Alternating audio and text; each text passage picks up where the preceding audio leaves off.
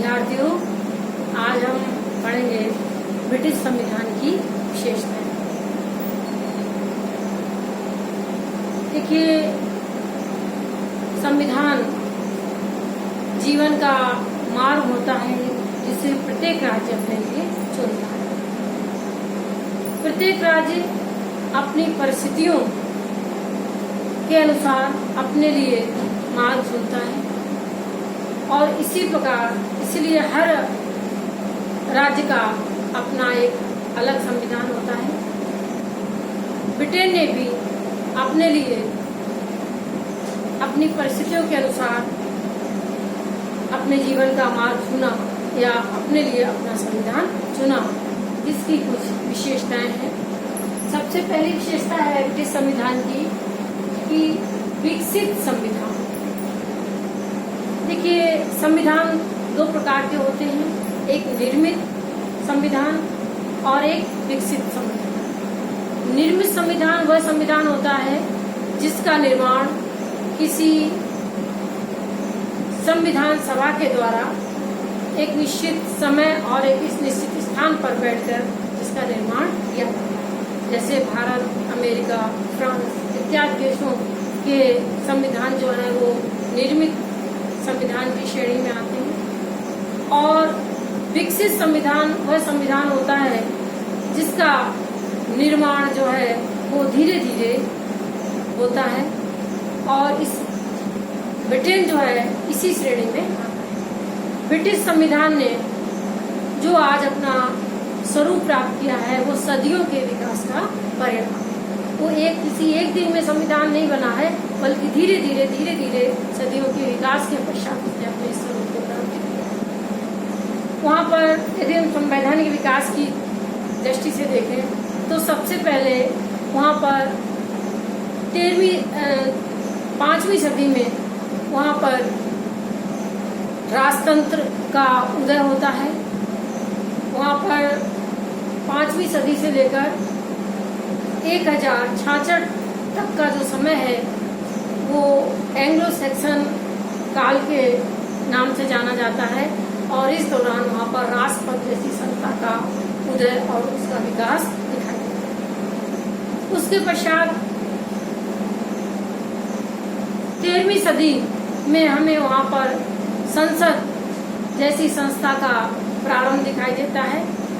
1262 में मॉन्टफोर्ड ने वहाँ पर संसद का पहला अधिवेशन बुलाया, लेकिन संसद का वास्तविक प्रारंभ वहाँ पर 1295 से माना जाता है, जब वहाँ पर एडवर्ड प्रथम ने कर प्रस्तावों के ऊपर स्वीकृति लेने के लिए या उसका कर प्रस्तावों को पारित करवाने के लिए वहाँ पादरियों और सामंतों के साथ नगरों के प्रतिनिधियों की भी एक संस्था को बुलाया, नगरों के प्रतिनिधियों को भी आमंत्रित किया और इस प्रकार से हम कह सकते हैं वहाँ पर वास्तव में पहली बार संसद का अस्तित्व दिखाई देता है और इसी को मॉडल पार्लियामेंट के नाम से जाना जाता है। इसके पश्चात वहाँ पर 17वीं सदी में संसद की संप्रभुता का उदय दिखाई देता है या संसद की संप्रभुता की स्थापना होती है।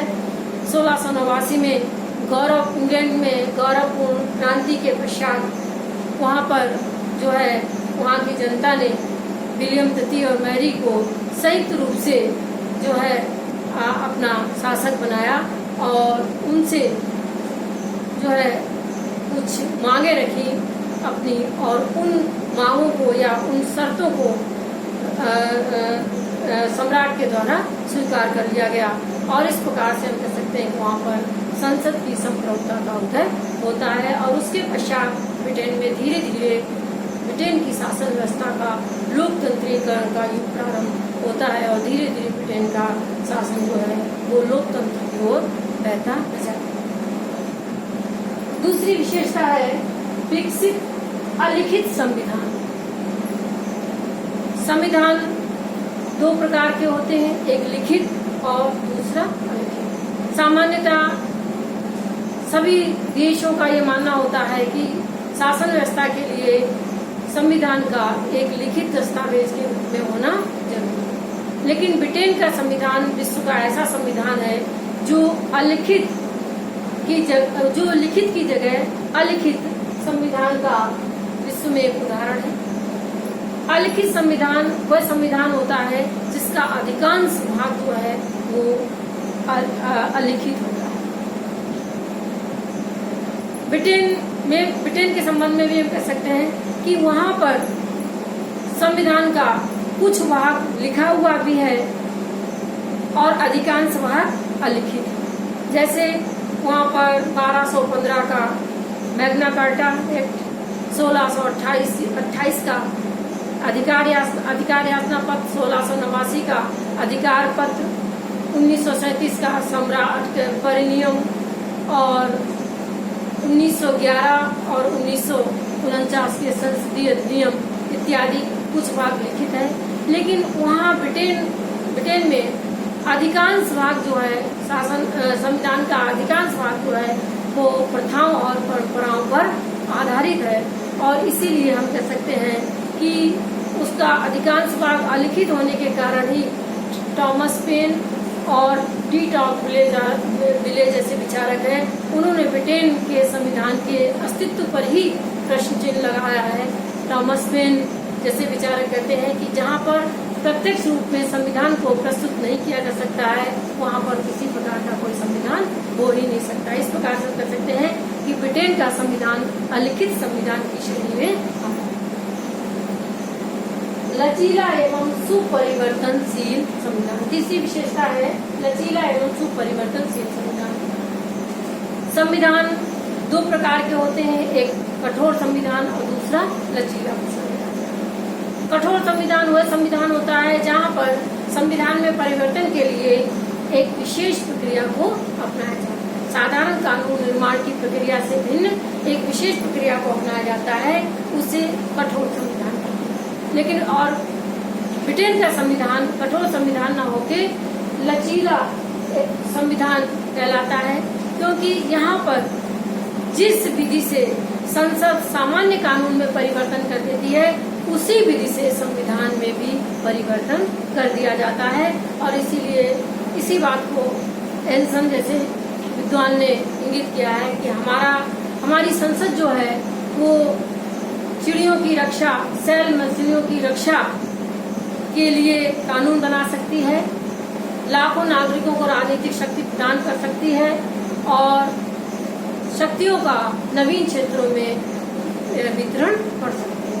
तो इस प्रकार से हम कह सकते हैं कि वहाँ पर साधारण कानून निर्माण की प्रक्रिया और संविधान में परिवर्तन के लिए कानून निर्माण की प्रक्रिया में कोई भी अंतर, लेकिन ये अंतर सिर्फ हम कह सकते हैं ये बात सिर्फ सिद्धांत रूप में है या सैद्धांतिक दृष्टि से ब्रिटेन का संविधान जो है वो लचीला संविधान है, लेकिन व्यवहार में हम कह सकते हैं कि वहाँ पर संविधान में परिवर्तन करना इतना आसान नहीं है, क्योंकि ब्रिटेन की जनता स्वभाव से रूढ़िवादी है और सुस्थापित जो जनतांत्रिक प्रथाएं हैं, परंपराएं हैं, उनमें कोई आसानी से परिवर्तन नहीं किया जा सकता है।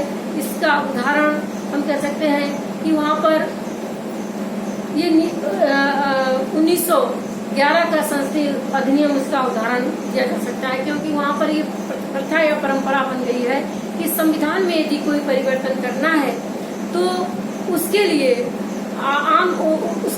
आम चुनाव में पहले जो है जन सहमति प्राप्त करनी पड़ती है और उसके बाद ही संविधान में परिवर्तन किया जा सकता है। तो 1911 का संसदीय अधिनियम जिसके द्वारा राज्यसभा की शक्तियां कम कर दी गई थी, उसके लिए 1910 में लोक सदन को विघटित करके जो है जन सहमति प्राप्त की, चुनाव में जन सहमति शासन ने प्राप्त की और तब जाकर जो है संसद की शक्तियों को घटाया। अगला है सिद्धांत एवं व्यवहार में अंतर। ब्रिटेन के संविधान में सिद्धांत और व्यवहार में प्रबल अंतर दिखाई देता है और इसीलिए मुनरो जैसे विचारकों ने कहा है कि ब्रिटेन के संविधान में जो दिखाई देता है वैसा है नहीं और जैसा है वो दिखाई नहीं देता। जैसे ब्रिटेन में वहाँ पर सिद्धांत निरंकुश राजतंत्र है, लेकिन व्यवहार में ब्रिटेन पूरी तरीके से लोकतंत्रात्मक राज्य है। ब्रिटेन वहाँ पर जो है सिद्धांत रूप में वहां पर, और आज जैसे विचारक ने भी कहा है कि सिद्धांत रूप में निरंकुश राजतंत्र है, व्यवहार में सीमित राजतंत्र है, सिद्धांत में निरंकुश राजतंत्र है और स्वरूप में सीमित वैधानिक राजतंत्र है, और व्यवहार में ब्रिटेन का संविधान पूरी तरीके से गणतंत्र है। यदि हम इसको देखें कि ब्रिटेन का संविधान पूरी तरीके से सिद्धांत रूप में पूरी तरीके से निरंकुश राजतंत्र, ब्रिटेन में सिद्धांत रूप में हम कह सकते हैं कि आज भी सम्राट का पद है, वह शक्ति, विधि और न्याय का स्रोत है। समस्त मंत्री उसके मंत्री होते हैं, समस्त मंत्री उसके प्रसाद पर्यंत रहते हैं। वह संसद का अधिवेशन बुलाता है, संसद का अधिवेशन स्थिर करता है, लोक सदन को विघटित करता है, समस्त सैनिक और असैनिक अधिकारियों की नियुक्ति करता है। युद्ध काल और शांति काल में तीनों सेनाओं का प्रधान सेनापति होता है। वह युद्ध की घोषणा करता है, शांति संधियां वगैरह जो भी है वो सब उसके नाम से ही की जाती है। तो इस प्रकार से हम कह सकते हैं कि सब कुछ वहां पर जो है सम्राट के नाम से ही होता है। बेजॉर्ट ने अपनी पुस्तक द इंग्लिश कॉन्स्टिट्यूशन में उसके अधिकारों और शक्तियों की, उसके कार्यों की एक लंबी लिस्ट दी है, जो आज भी उसकी शक्तियों के संदर्भ में सिद्धांत रूप में पूरी तरीके से सत्य है। इस प्रकार से हम कह सकते हैं कि सिद्धांत है वहां पर राजा पूरी तरीके से निरंकुश है, या सिद्धांत रूप में वहां निरंकुश राजा। स्वरूप में ब्रिटेन का संविधान सीमित संवैधानिक राजतंत्र कहलाता है। सीमित संवैधानिक राजतंत्र वह शासन व्यवस्था होती है जिसमें कि सम्राट का पद तो होता है, लेकिन वह संविधान उसकी शक्तियों को संविधान द्वारा मर्यादित कर दिया है। आज ब्रिटेन में सम्राट का पद तो है, लेकिन साथ ही साथ वहाँ पर संसद और मंत्रिमंडल जैसी लोकतांत्रिक संस्थाएं हैं, और सम्राट को उन्हीं के परामर्श के अनुसार काम करना पड़ता है और उनके अनुसार ही उसे चलना पड़ता है, और इस प्रकार से वह अपने आचरण में मनमानी नहीं कर सकता। इसके साथ इसके अतिरिक्त वहाँ पर आगे से विचारक ने कहा है कि व्यवहार में ब्रिटेन का संविधान ब्रिटेन की शासन व्यवस्था पूरी तरीके से लोकतांत्रिक गणराज्य। देखिए वहाँ पर शासन व्यवस्था पूरी तरीके से लोकतांत्रिक है। सम्राट जो है वहाँ नाम मात्र का अध्यक्ष है, और वास्तविक शक्ति पूरी तरीके से मंत्रिपरिषद के हाथों में है। लोकतंत्रात्मक गणराज्य वह गणराज्य होता है जहाँ राज्य की शासन की शक्ति जनता के हाथों में होनी चाहिए। यहाँ पर सम्राट पूरी तरीके से संसद और मंत्रिमंडल जैसी संस्थाओं के परामर्श के अनुसार ही काम करता है, वह उनके परामर्श के विरुद्ध कोई कार्य नहीं कर सकता है। और इसीलिए हम ये कह सकते हैं वहाँ पर इतना तक कहा जाता है कि सम्राट जो है संसद के दोनों सदन यदि उसकी मृत्यु का आदेश भी पारित कर दे तो उस पर भी सम्राट को हस्ताक्षर करने पड़ते हैं। इस प्रकार से सम्राट संसद और मंत्रिपरिषद के परामर्श से ही काम करता है, और वहाँ पर जो मंत्रिपरिषद है वह लोक सदन के प्रति उत्तरदायी है, और लोक सदन जो है वो जनता का सदन है, और इस प्रकार से कह सकते हैं कि वहाँ पर शासन की शक्ति पूरी तरीके से जो है वो जनता के हाथ में है। इसलिए ब्रिटेन में पूरी तरीके से लोकतंत्रात्मक गणराज्य दिखाई देता है। नेक्स्ट है संस्थात्मक संविधान,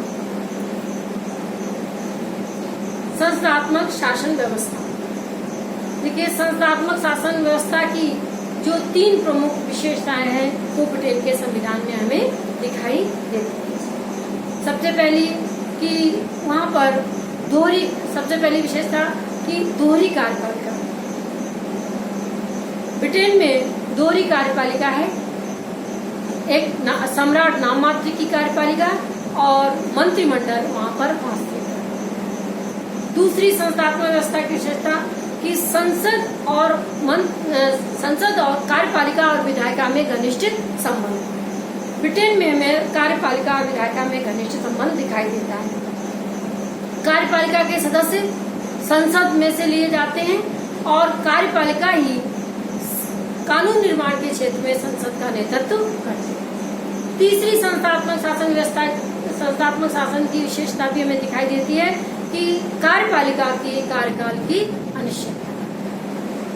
वहां पर जो मंत्रिपरिषद है, मंत्रिमंडल है, वो तभी तक अपने पद पर रह सकता है जब तक कि उसे लोक सदन में विश्वास प्राप्त हो। लोक सदन कभी भी अविश्वास का प्रस्ताव पारित करके उसे उसके पद से हटा सकते हैं। तो इस प्रकार से संस्थात्मक व्यवस्था की तीनों विशेषताएं हमें वहां के संविधान में दिखाई देती है। और तीसरी विशेषता है संसद की सर्वोच्चता। ब्रिटेन में संसद की सर्वोच्चता है क्योंकि ब्रिटेन में एकात्मक शासन है और एकात्मक शासन होने के कारण वहां पर कानून निर्माण की संसद के अतिरिक्त कोई अन्य संस्था, साथ ही साथ वहां पर उसकी कानून निर्माण की शक्ति के ऊपर कोई भी प्रतिबंध नहीं है। कानून निर्माण की शक्ति असीमित है। वहाँ संसद कोई भी कानून बना सकती है और किसी भी कानून को रद्द कर सकती है और उसके कानून निर्माण को कोई भी चुनौती देने वाली संस्था नहीं है। अमेरिका और भारत की तरह वहाँ पर न्यायिक पुनरावलोकन भी नहीं है, जहाँ पर न्यायपालिका उसके द्वारा बनाए हुए कानून को अवैध घोषित है। और इसीलिए डी लोम्बे जैसे विचारक कहते हैं कि हमारी संसद स्त्री को पुरुष और पुरुष को स्त्री बनाने के अतिरिक्त सब कुछ भी कर सकते हैं या कुछ भी कार्य कर सकते हैं। इस प्रकार से हम कह सकते हैं कि ब्रिटेन में संसद की संप्रभुता का सिद्धांत पाया जाता है क्योंकि उसकी कानून निर्माण की शक्ति को चुनौती देने वाली ब्रिटेन में कोई भी संस्था